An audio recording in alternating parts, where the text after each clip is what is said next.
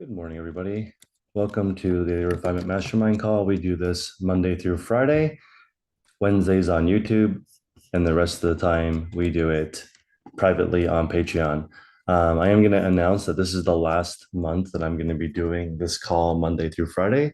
In October, I'll only be doing a Wednesday call in the middle of the afternoon. So if you guys want to get in on it, I would join for this month. Ask me as many questions as you want, and then next time, I'll be accessible through our Facebook group, which I'm going to relaunch this week. It started, and I had a lot of people fill out a really good survey. So I'm excited this afternoon to start our first middle of the week call, and I'm really excited to go over these topics because it's been a while since I asked people specifically what they're looking for. And I asked people their income goals. Are you trying to make $500 a week, $1,000 a week, $2,000 a week? And it gave me some really good insights because people at different levels are looking for different things. In the beginning, under $500, a lot of people aren't struggling with what to buy yet. They're just sort of figuring out how to get organized, inventory system, and then, $1,000 a week profit. People start to ask about like sourcing, how can they get like consistent supply, and then like once you're over 2,000 a week, then people more looking for strategy, schedule, and how to maximize their time. So you can almost tell where people are in their reselling journey depending on what questions they're asking. If you're advanced, generally you're not looking for supply. That's already locked up. Um, so just gonna let people know now there's a free trial, which I've never set up before. And I have two levels of Patreon now. I have the Facebook group, which I've actually made cheaper. It's now $9.99 a month. We just turned that on this week. You also have a 7-day trial you can join, and you get to figure out if it's for you or not. I recommend joining, posting a link to one of your listings in the group to find out why it's not selling. Sell that item, it'll pay for the group. So $10 for the Facebook group. And my videographer, Christine, is going to manage the Facebook group full time. So she'll be in there all day. So if you guys want to ask her any questions, she can ask me in person because she's local. She's here in my office. So super easy for her to ask me. And I have a higher level one for people that are doing 100,000 to 10 million a year. You have to verify your sales to join that group. It's only 25 people. Just going to have a WhatsApp group where we chat throughout the day. I just started that this week. It's been very interesting listening to what like more advanced people are working on, but really it's the same thing. It's just that essentially, if you have staff, you're just trying to have them become an extension of you. Nothing really too fancy. But so I have two levels: under 100,000 a year, and then 100,000 to 10 million a year. I should do 10 million this year. So I don't know how to do more than that, but I can kind of advise you what I'm doing um, in regards to that. So really excited. Generally, when I want to figure out something with reselling, I just go on the Google and look for it. If I can't find it on Google, I will just text somebody or call somebody and ask the answer. There isn't anything that we do that is unique. It's really just the plan. So what I really want to focus on moving forward is my main website, dailyrefinement.com, is going to have a free guide for everyone. So all my 8 years of reselling, I'm going to put onto the main page of dailyrefinement.com. Every single resource I've learned, everything I've learned. I might even put on there most of my suppliers because I'm only buying from a few people right now, and pretty much all the other suppliers that I've met throughout the years, I'm happy to put them on there. People that I've done business with. I'm not going to speak negatively on anybody, but if they're not on my preferred list, um, you can do your own homework. But there's going to be people that I recommend doing business with. And I heard something very interesting, and I wanted to share it with you guys. And I've shared this, before, but yesterday we were talking about wholesaling and starting to wholesale. And I thought this is so cool because anybody that is reselling right now listening can make money immediately selling wholesale. Let me give you an example. You could have a garage sale on Saturday, right? Put a bunch of your stuff for sale. People who can resell it for a profit at the price that you sell it at will buy it. That's just the purest form of wholesale. Anybody can do that. And if you're just starting and you don't have all the skills of listing online, which I consider actually quite difficult, you can just do garage sale. You could sell at the flea market. You could post a Craigslist ad or a Facebook Marketplace ad and say, I have all these baby clothes that I don't use anymore for 20 bucks. And a bunch of people will say, I'll come get it, or they'll say nothing if your price too high, or they'll make you an offer if they feel like there's some more meat left on the bone. But at the very, very beginning, you need to do that. We had a lady in the group, just calling out Tisha. I think it's super cool, Letitia, that she went to a consignment shop and got $55 for some baby clothes. That is like, I cannot explain to you how much money $55 is. It's so much money to get started in a resale business. 50 bucks is a lot because you can just start finding items that have a guaranteed sell-through rate before you go. So one thing that I wonder if Isaiah is here. He is here. Okay. Yeah, most of you guys know I'm a huge Alex Hormozy fan. I just watched a video of his where he talks about 3 things that you need to do to help people get there. And the first thing he says is proof. Second is a promise. And the third is a plan. And I was like, holy crap, this is what's been missing from my YouTube channel for a long time, because the proof part is what I'm scared of posting. Let me give you an example. Thrift Panda or Panda Thrift, I'm not sure what their username is. They also have a mentorship group. It's $50 a month. You can go in there and learn strategies. They posted on their Instagram story exactly in my neighborhood how to source, what day to go, the thrift store to go to, who to talk to, where to go, what to bring, what to look for, literally how to do it, exact proof, right? And immediately what happened was that is no longer a honey hole. There's so many people going on that's no longer the right day to go. The things that you're looking for are no longer there. It's completely done. But that is how she was able to sell. I'm just assuming, I don't know how many people are in the group, but I'm assuming that was very effective in getting people to join the group because it was literal proof of how to do it. When I say go to the thrift store, look at the hours when they're open. Why are some days they open shorter or longer, right? There's a reason why Thursdays are longer or Fridays they open late. All these are clues to how that thrift store works.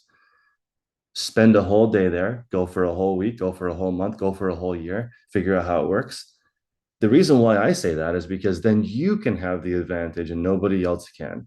But it's not proof. That's why it doesn't hit. I made a video that was like, I listed 70 items in it. I listed 70 items a day for a year. This is what happened. It has like hundreds of thousands of views because proof, right? I have a video when I made it with Christine.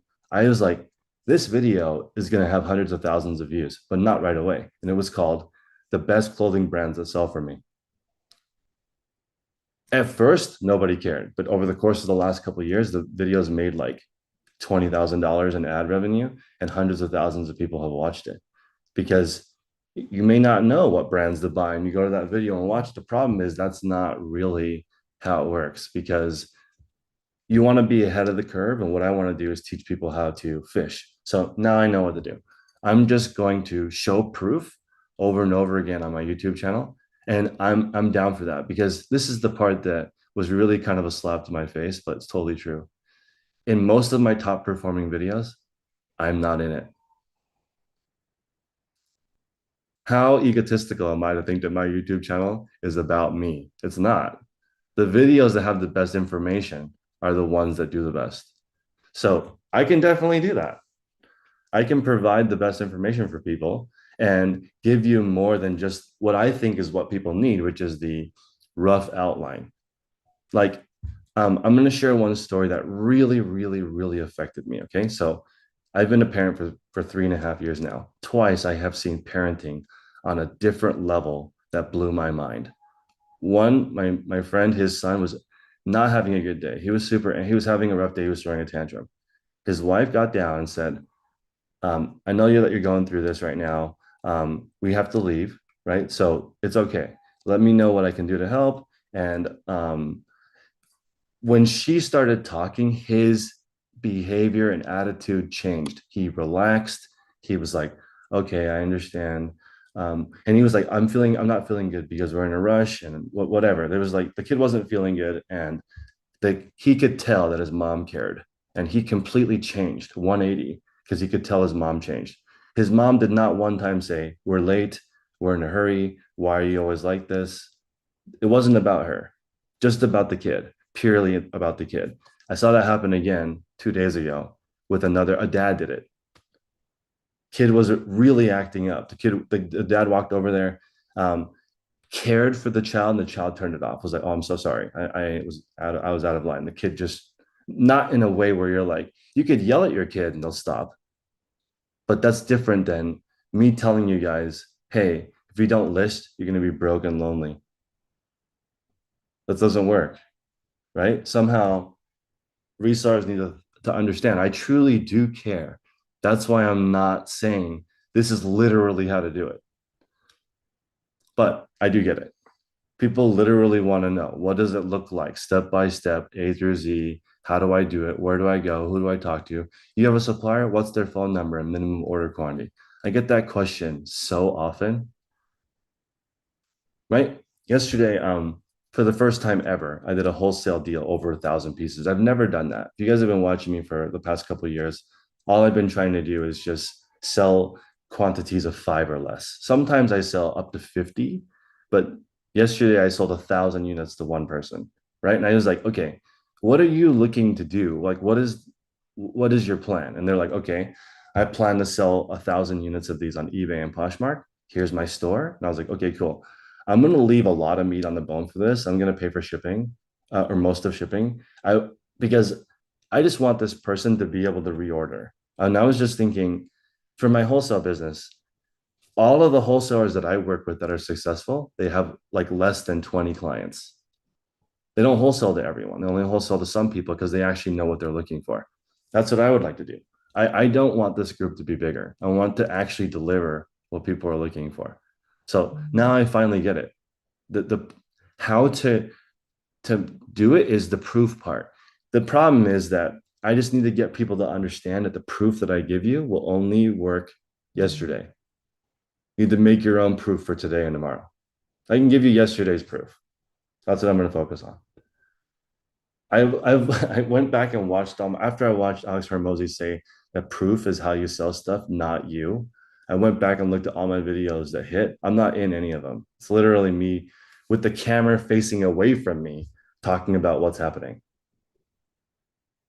and kills it. There's a few of me talking, but like when I'm talking, it's about something I did that worked or didn't work. Right? That's it's really, and it's specific. It's not me telling you guys that schedule is the most important thing and then just floats away and nobody does anything.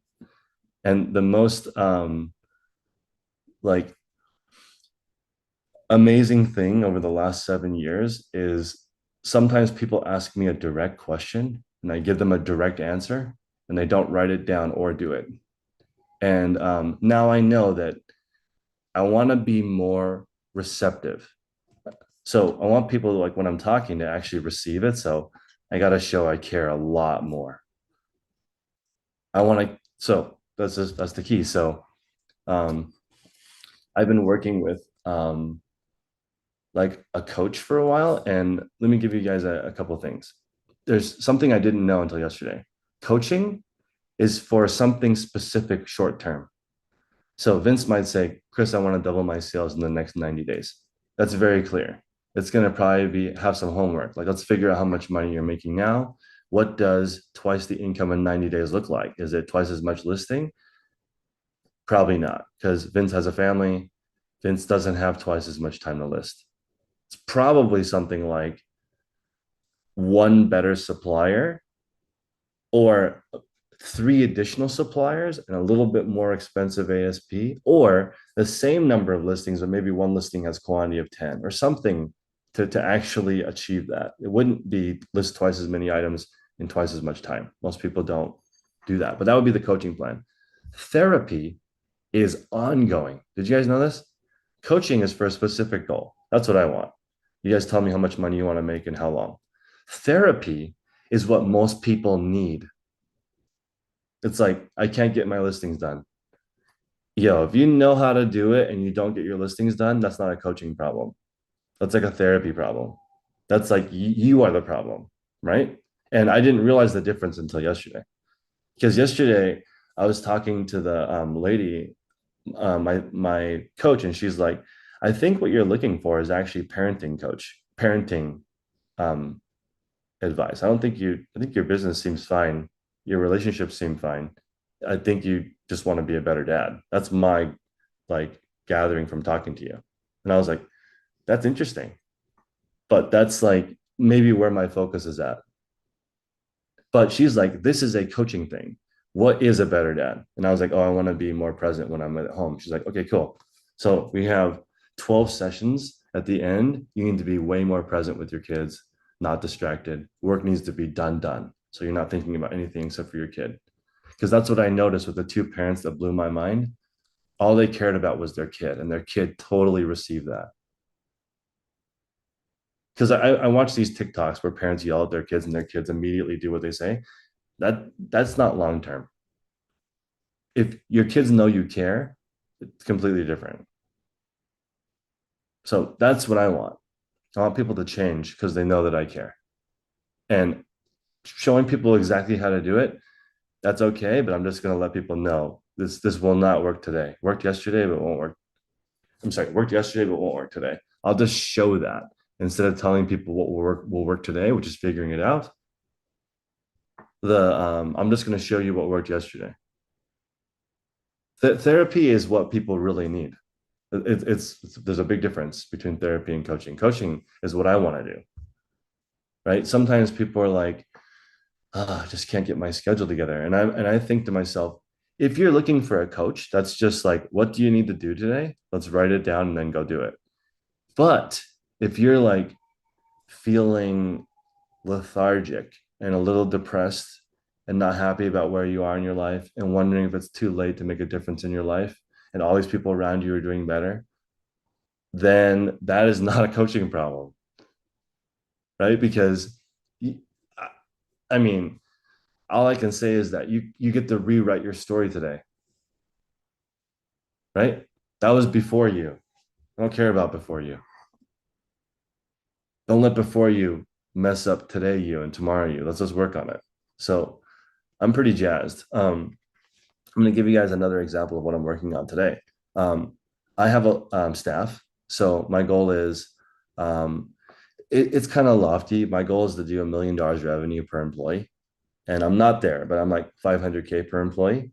And I know the problem is that their day is a little bit messed up. So today, all the people that work for me, they all have a schedule from me, and I want them to tell me at the end of the day why it didn't work out. So far, my workers that started at 4:30 this morning, I said, when you get to work, the first half an hour, I want you to sweep. Today we're selling shoes. They have a goal to sell 120 shoes before 11:30 a.m. So I'm like, okay, get to work. The first hour, get the 120 shoes that you're going to sell on stream today ready. And then stream for 5 or 6 hours, and then come let me know how that worked. Then I want you to prepare the shipping labels, and I want you to prepare shoes for tomorrow. Today we started selling shoes at 5:30 in the morning. Tomorrow I want to start selling shoes at 4:30 in the morning. So I want them to prepare today for tomorrow, and I want to know what happens at the end of the day. Um, and all the people that work for me all have this schedule laid out, and I want to see. I was doing kind of what I think is better, which is just giving them what I want done and then letting them do it. But now I want to be a little bit more proactive because I want super high performers now, not just like paying the bills. So that's how I would look at it with Kelly. Kelly's been in the group for a while, and Kelly's problem is Kelly. She gets in her own way, right? Because the actual reselling part is like half an hour of her day, right? So the rest of it, I think the way to work on yourself is just through activity. Not to quote Alex Hermosi again, but like most things are solved through volume. If you just do it more often and more times, you just get way better at it, and all the fluff starts to go away. So just when this call is over, everybody list 5 items that you've never used in the last 6 months on Facebook Marketplace and get the juices going, right? More space means more processing power, more RAM in your brain. That analogy was really useful to me. I really, really like having more RAM. I don't want to be bogged down in memory. Because I ever used a computer that's too slow, I don't want that about to be me. There are some really old computers that operate really quickly because there's no BS on it. And there are some really new computers that don't work because there's too many programs installed. So you just have to have enough memory to do it. Okay, I'm gonna go over a couple of tips that I have unless somebody has any questions today. Go to this.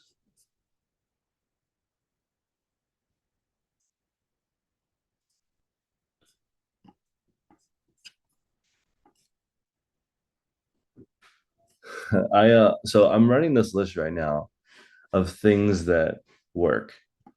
So I'm gonna maybe you guys can also suggest something that works. For me, one thing that works is I turned off snooze, so I don't have that option. It just there's no snooze button on my alarm. It goes off, and if I don't wake up, that's it. Next thing that works is timing tasks, scheduling my day, silence when you're trying to learn something. Now I have another thing that applies to resellers. I have what's called a for sure pile. So like right now I only have 2 piles, for sure and not sure. So the for sure pile, that's gonna get processed and listed immediately. The not sure pile, I think is the same pile as my project pile. I think I probably wouldn't like I probably would be fine just donating it, but I think I want to find somebody that will take my not sure pile for what I paid for it and to solve that part of my business and just do only for sure's all day. Um, I put the cap as this reseller cap, not reseller BS, but reseller capacity is your quality standard. So how good your items can be times the number of items you can list per week. That is your parameter. So if Vince was trying to double his business, he'd have to increase the quality or the quantity that he can process. And generally, the quantity that you can process doesn't go up that much. And there's no limit to how high you can go on the quality standard. There's literally people on eBay that have a $1,000 ASP.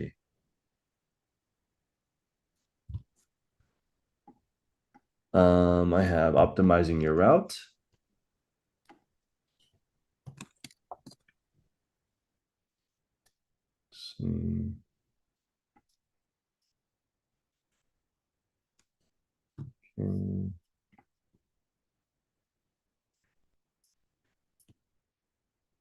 Okay, that's what I have so far. Let me go to YouTube and see what people are chatting about. Quick question for you, Chris. Can you push this back to like You don't need to be a professor. no. I was just asking, like, is there a way for you to like pull like more clearly bring it to the like are the slow sales guaranteed as a seller? Like how can Yes. we utilize what we talked about today in order to combat our the slower sales and like getting out of the summer slowdown, so on and so forth? Yes. So, okay. Slow sales are guaranteed as a reseller, but your effort can be very consistent. So, okay, um, okay, our slow sales guaranteed as a reseller. Let me look and see if I can give you guys an exact analogy of this. One moment.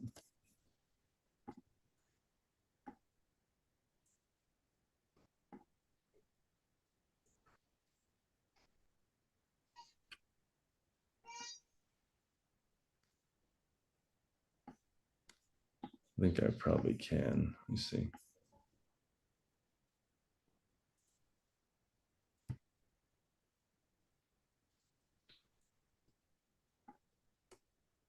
I can show you this. Okay, I'll show you this.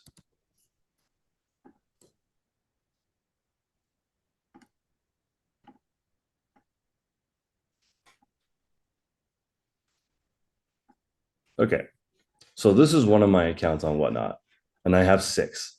So this account's right here, right?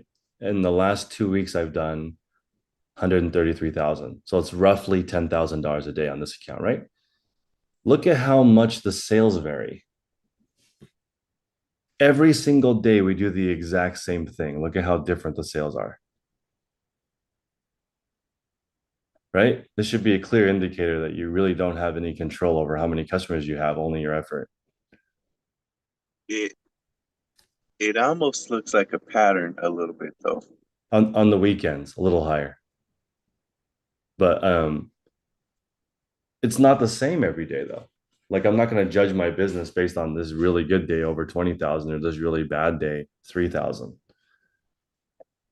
You know, I want to do at least 10,000 per day per account, and this is just like a way to look at it's never going to be the same. So you're never going to like you know, it's just really hard to I don't does anybody's eBay chart look perfectly straight? It goes up and down a little bit. Sales are definitely guaranteed, not always. It's you're gonna have a bad week or a bad month for sure, definitely a bad day and definitely a bad hour, right? But that's why I recommend year over year. Do you what do you think about like in my store this week, all of Yeah. my sales are off. I'm trying to make it to the end of the week, but normally, like if the sales get slow, I'll just go ahead and renew it for the new month. Mm-hmm. But I always try and go like at least a couple of days and let the sales be off. And weirdly, people will buy stuff that was on sale for full price, or they'll send or I'll get an offer for higher than it was already on sale for. But I just feel like it's kind of like letting the traffic reset so that people could see the item not on sale, and then when I turn the sales on, then they're gonna get the feeling that now it's a deal, and think about buying it again. But do you think I should just automatically renew the sales or like kind of let it have the cool off period? So, okay, that's a really good question. Let me show you guys my Poshmark, and I'll share this with you. So I basically only have a couple listings, and I have this pair of shoes that I sell all the time. And I'm using Promoted Closet, which is the promoted listings of Poshmark. And you can see here, the same pair, I'm accepting any offer 25 and over on these shoes, right? So here's one that sold for full price, 49. Here's one for 41. How come like pretty much it's just interesting how it sells for a different price almost every day. And I think it's just because I have this price at a market price, and I'll send offers, the watches are offered like or same thing. Um, but the promotion rate, as it changes, it makes the items sell differently. So like a lot of people in the chat are wondering if or on YouTube if they rotate sellers or they rotate traffic. They definitely do. I think eBay is trying to sell the highest priced one. Why wouldn't they? Right? They're gonna at least try. It kind of yeah, the highest price ones always pop up at the top. Yeah. Yeah. So I feel like they're trying to get it to sell. It may not convert, but they'll always shoot their shot. So I think it makes sense to reset a price once in a while. Um, I do that. I feel like if it's priced low and it's not getting any traction, I feel like it's fallen off of the recommended listing. You know, and it's difficult to go back and do that for your entire store, but it doesn't hurt to go through your whole store and bulk increase the price by $5 once in a while. You know what else I was thinking could happen? Like people could come to my store, they might see something for $100 Yeah. and kind of try and lowball me, but I could go and look at the history of my offers and see like, okay, this item had already been on sale for 35% off, and I sent offers for $60 and nobody took it. Now this person's offering whatever. And I could know like they might think they're getting a lot better of a deal because they seen it at 100, but I know that it was literally already cheaper than that. But okay, I'll take it. So, Vince, that's interesting because the theory, if you delist, relist, or take an item down, retake the photos, make a new listing, list it again. The idea is that eBay will give you a new set of eyes, a new person to look at it. And if it was at $60 discounted 90% to $6 and nobody wanted it, and you took it down and posted it at 60 and then it sells for $58 or someone offers 40 and you're like, the same item was $6 yesterday. That person doesn't know that. Right. So the new audience is always the question. Yeah. I don't know. I mean that. Go ahead. Oh, no, it's just like I think maybe the first, because like today is already the fourth, so maybe the first 2 or 3 days it seems like I'm getting better traction. But yesterday my store weirdly like was doing good, and then at a certain point in the day, maybe around 12, it was just like it felt off the rest of the day. And then like by the nighttime I'm like checking like my messages, like is something going on, but everything seemed normal. Just was one of those weird days. Yeah, I feel like the slow sales part is so difficult to get through because you especially if you're in a period of growth. So if you've increased your listing goal or you've made a large purchase and your sales slow down, you're in such a crunch because you've spent more and you're making less. And that's where people feel it big time. And people start acting crazy too. Yeah. Right. And it now I realize that that is normal because like it's easy to just keep going if you're listing more and selling more and listing more and selling more. That's easy to keep the momentum. What tends to happen is when people list more or buy more and sales slow down, they tend to also constrict. But the way out of it is more items again. There's no other more items or to like the super sale. I don't even know if that necessarily works. You need new eyes. And the super sale, like somebody didn't want it at $15, you send them a 20% coupon, now it's $12. They still may not want it. Yeah, I've been finding that a lot on Whatnot that price sensitivity doesn't work if they don't want it. that's true. I mean, people at the flea market do that to me all the time. They see me look at something, and then I'm like, ah, this is beat up, and they're gonna be like, give me 20, and I'm like, no, I'm good. Give me 15, no, I'm good. Give me 10. I'm like, it's not the price. Like I just don't want Yeah, it's it. not the price. That's right. Yeah, it's That's not a the price. really, really good point. It's the example that eBay gives. I went to an eBay conference and they said that if you're selling a Rolex cufflink for $300, that's less than what it costs at Rolex, which is $500 to get a watch link replaced for a watch.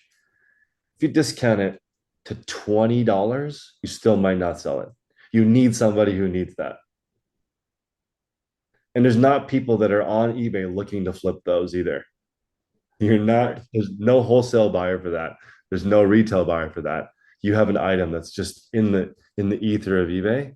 And sometimes that item will take 28 months to sell and it's not missing from the algorithm. There's no one looking for it. And that's like one of the strangest things of eBay. Like, because obviously some listings get suppressed. They tell you that. But how suppressed do they get if it's just no searches for it versus a search for it and it doesn't convert? That's my question. Having items that people are not looking for, having items that people are looking for, but your price too high. That's the question. Good morning. I've been experimenting with like I've noticed patterns of certain types of items getting lots of views all the time. And so I've been not even promoting those items. And it still does fine. Like those campus boots I talked about a few weeks ago, I didn't promote that because I knew that it was gonna get a lot of traffic regardless. So I just didn't promote it. It's You like didn't giving promote it, right? eBay free money. Yeah, I hear you. Um, so Vince, let me give you an example of this on the extreme version. Right now, I'm selling shoes on Whatnot, and I have my staff members selling it, and I have no promotions turned on, right? But when I'm selling women's shapewear, which is not very popular, I'm like promoting 50%, which is ridiculous. Like I'm pulling out all the stops to try to sell it, and I'm selling it because it's just harder when you have a product that's not as good. You have to pull out all the stops, all the marketing, pay all the money, let the customer get the best deal just to move a little bit of it. Free shipping, free return, Free shipping, free promote it. returns, buy one, get one, everything. Yeah, And that's really like the big elephant in the room is just like the item is so important. that's true. Matt's in the house. You're looking furry, my friend. How have you been? Is it cold already? No, it's gorgeous, but I got bored this summer. I was taking a very leisurely bum summer, so I decided to let it Love go. But everything's good, man. The store is it. come to life again. I've been talking, or today's conversation is about our slow sales guaranteed at some point as a reseller. And then, well, like for you, if you have an off day, what do you do? It's an off day, nothing. I feel like I finally like let all the advice and information sink in, and I never let a bad day affect me. But I had a little bit of a slow summer because I'm talking about this on the soul call, but I went from 10 to 6 a day after the accident because I just couldn't, my knees were no good. I couldn't photograph in the beginning part. And then I just decided to like heal up and take a little time just to like recuperate and not burn out. So went to 6 a day, and then just like summer slowdown in general. But 3 weeks ago, I kicked it back up to 10, and I did exactly I've been talking about. I did exactly what you said, always say, like to people who like, let's say you stop selling on eBay, but you still have your account. How do you get your store going again a year later? I just 10 a day, and I had really good items, and I just put in all the really good stuff first for a couple weeks. Um, and it just kicked back in. And then I started I'm sold methoding my whole store again, mostly concentrating on the optimizing because I don't have a ton of like bad stuff anymore. But I just started optimizing all my titles, shortening them, taking out extra keywords, and within the last like 3 weeks, the store just like woke up. What were you doing different with the titles? Just better keywords? Less, this all came off that video that Jamie did. Yeah. Um, So it wasn't exactly what Jamie said in the video, but the different scenarios that he played out got me thinking about certain things, and like how things show up first, and all the stuff that we know about, like, are you pinpointing or are you going for like a mass audience, right? So like basically, like when you put an extra keyword in, you're gonna get more specific search hits, but less. So if I just put sweater, LL Bean sweater, I might get all the LL Bean sweater search results, right? But everyone's looking for a different thing. But if I put LL Bean cardigan sweater, I'm not going to show up in the regular LL Bean sweater, but I'm going to show up for people who are specifically looking for a cardigan. So it might end up, it will be a faster route to a sale. So what ended up happening was I started going through all my keywords and I was like, man, I have some keywords in here that I don't think anyone's ever going to search to narrow it. I have descriptive keywords for people who read my listing to know what's in the listing, but I don't actually believe that anybody's going to type that word in to search for my item. And because I have that extra descriptive keyword in there as a description, not as a searchable item, I'm narrowing out my items from the larger search result pool. So I started taking out keywords based on what I thought, what's someone actually going to type in versus just filling the bar with descriptive text to make it a better listing for someone who comes upon it. But I think what I was doing was making it harder for people to come upon it because I had keywords in there that no one's ever going to type in. So when I started shortening them to the bare minimum plus the actual descriptive term someone might put in, it started picking up a whole bunch. And I was manually lowering the price as well, a few dollars. So a combination of those two things. What can you give me an example of something you sell? An example of something I sell. Mhm. I mean, I sell a lot of clothes and like Give me this one clothing item. one clothing item. Let's see. I just sold. Okay, so like for example, like I just sold this Jones New York coat, women's 16 black wool alpaca. And that was one that I shortened out the keywords. So that just sold for me and I just optimized it like a week and a half ago and I had like long like I don't remember what the exact words are because they're not here on my screen, but I know that there was like 3 other extra keywords in there that I took out and just left it as simple as possible. So Matt, I'm so glad you brought this up because I just typed in Jones New York coat on my phone, Mm-hmm. and I have been doing this maybe the last couple of months. I've been sort of trying to optimize my listings for mobile. Mm-hmm. And sometimes on different browsers or on different phones, they truncate the title Yeah. on top of that, right? But Mm-hmm. I'm looking right now. If you're doing Jones New York coat, you if you don't have a coupon, even a 5% coupon or a $5 coupon, it doesn't look very good. The mobile app really promotes people who have a coupon. So Mm-hmm. like if you're just looking at the search, you're already going to get some hints that you probably want a shorter title or at least the most important ones in the beginning. Because if you put Jones New York long faux fur, Faux fur. I can sell it. Yeah.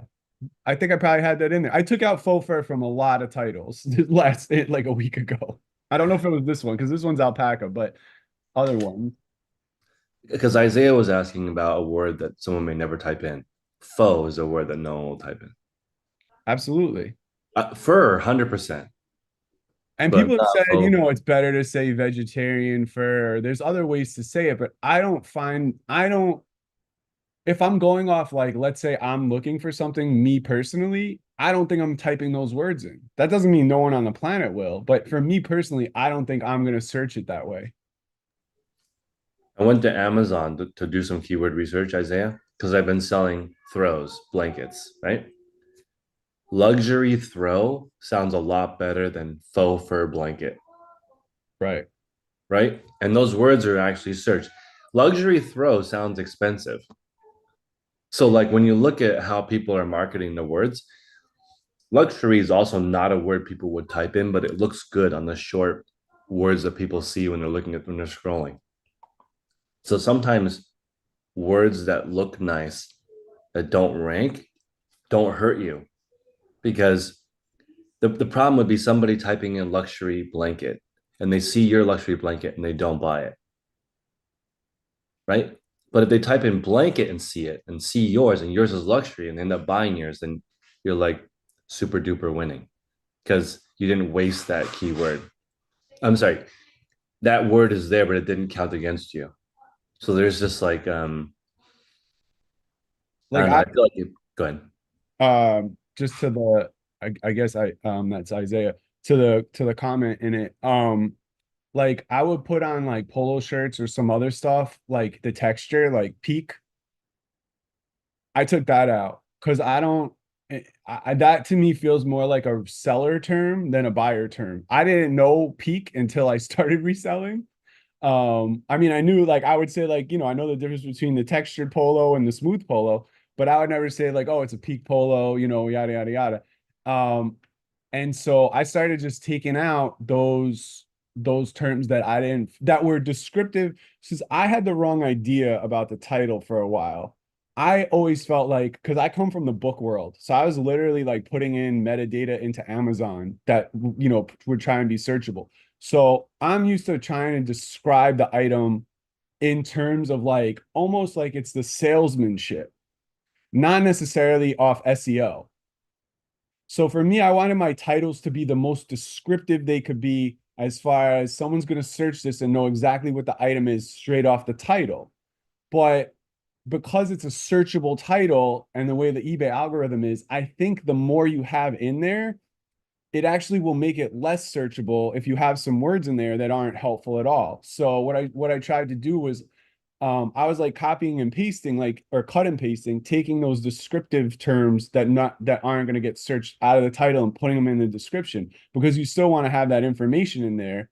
Like it's fine to say like, you know, Ralph Lauren peak polo, you know, blue and white stripe, yada yada yada in the description. Who cares if someone knows what peak knows or doesn't, you know, in the description? And there might be people that want to look for the peak polo, you know, they want that specific one, they know the term. But as far as putting it in the searchable, I found that having it in there, I think it's filtering my result into a specific like I guess filter. It's putting it in a specific bucket and then keeping it out of the larger bucket because I'm telling it to. It's my fault. I'm telling it to be more descriptive by having these terms in there. Makes sense. I've been reading a lot of kids' books lately, and Nice. the title, man, it's so important because, like, as a parent, there's so many books, and you're trying your best to find a good one, and then when you get onto a trend that works and your kids like it, then there's like a whole series about to be made for it. Right now, my daughter likes Mo Williams, and I was just gonna say Elephant and Piggy. We did that. Elephant and Piggy killed it. Elephant and Piggy was the first book, a little bit older than your kids, but that was the first book Sam ever read herself, like out loud to me. And we made a big deal out of it. And I wrote in the cover, first book Sam read out loud and like Nice. the date and all that. But yeah, it was an Elephant and Piggy book. The way that it's set up, you can learn not only is three, she knows maybe eight sounds. It's gonna be a while before she can read, but that Yeah, yeah. She was like, I think she was like 5 or 6, but we were reading those books for a long time. Nuffle Bunny, all yeah. those. Yeah. But before you arrived, Matt, I was talking about um Alex Hermosi has this saying, which is you have to have proof, you have to have some kind of promise, and some kind of plan. So essentially, Jamie's was saying he had more sales because of shortening his title. And then the promise was like, if you shorten your titles to something more specific to the buyer, you'll get more sales. And the plan is to go through your title and then look at each word and kind of decide what you want to remove or add. And I think that's literally what you do, changing the order and adjusting and experimenting to find something that's working for you. And to be honest, I didn't base it exact like I said, like I didn't base it on exactly what Jamie did in the video. It's just he did a bunch, I don't know if it was in the video or in the call after the video, but he did a bunch of searches and showed where his magazine comes up based on the title and then having like 1 or 2 names of the people who are like on the cover or something like that in it. And I was watching where those results showed up, having that information or not having it. And in some, it was like, he came up first, and some he came up fourth, and some he didn't come up on the first page at all. So I was like, that's interesting. That's an interesting idea that eBay really will shift around where you are depending on having an extra word in there, extra 2 words, an extra name. But to the other, to Isaiah's thing, to determining the words to keep, which to eliminate, and how do you analyze your listings, like honestly, I wish I had an answer to that. I've just been basically doing it like I knew I needed to go through all my listings again, just to, some were like really stale and stagnant, and I knew it was good stuff. So I just decided to go through all the shirt, like I have all my shirts in, this sorted system numbered. So I literally been going through them one by one, pulling it out, looking at the title, looking at the price, lowering the price by a couple dollars, and then like looking at the title and being like, how would I do this title if I did it now?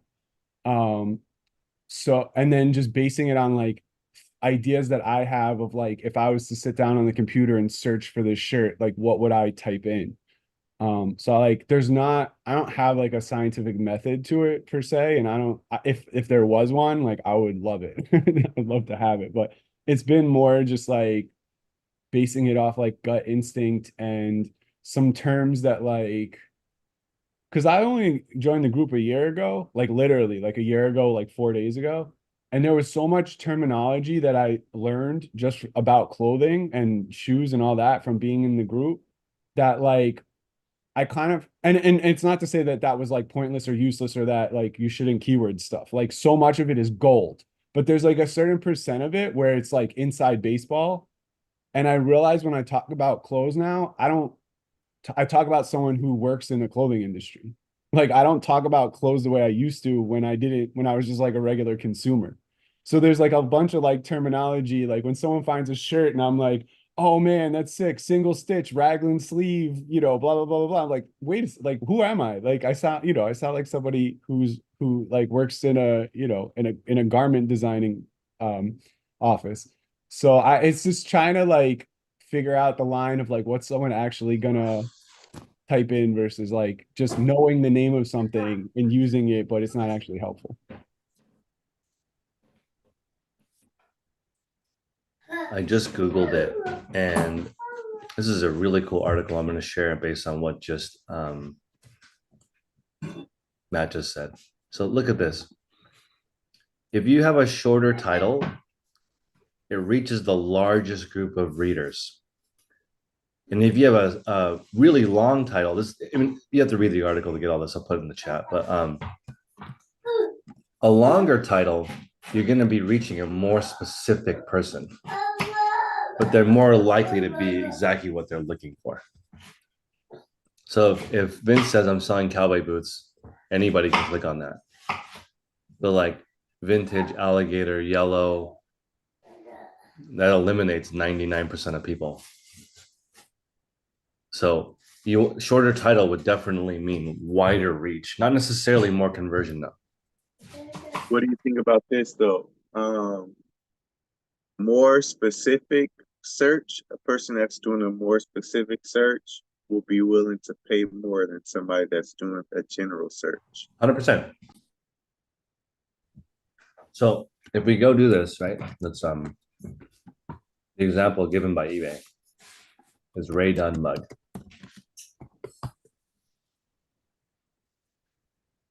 So interesting. Okay.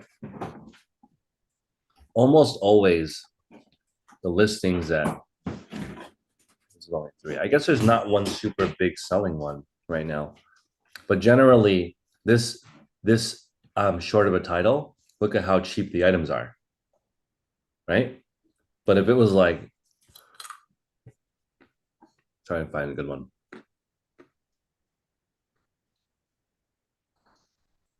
Let's try the word retired.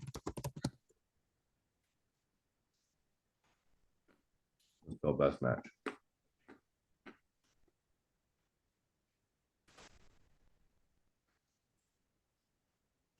Well, these promoted listings popped up. This one does not have the word retired, but it still showed up.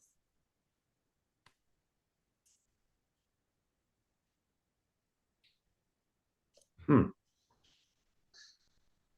morning.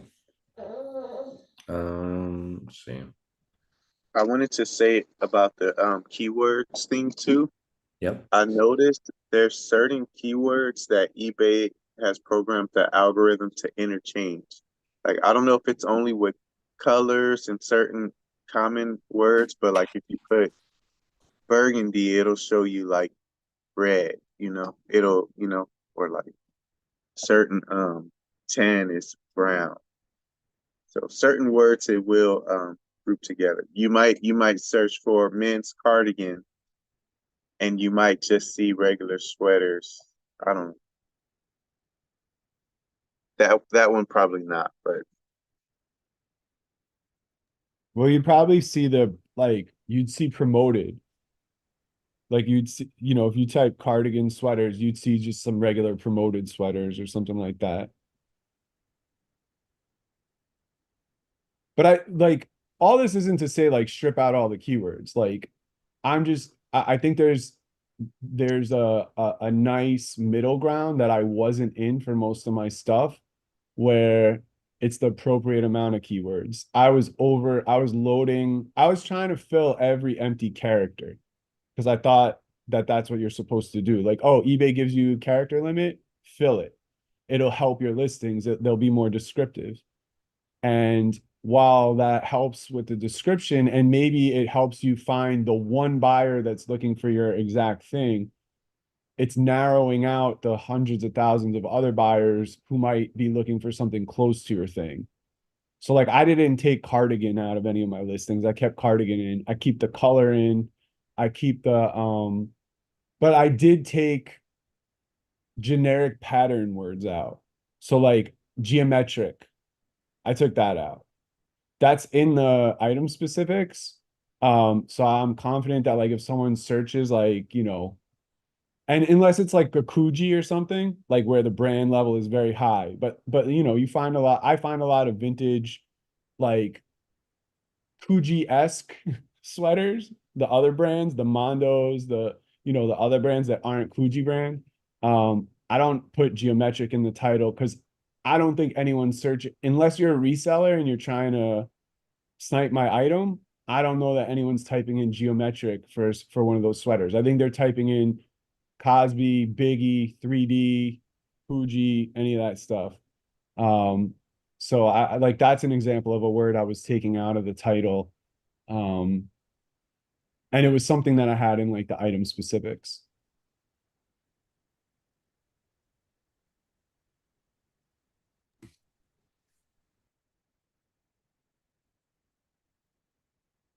It's good to have you back, Matt.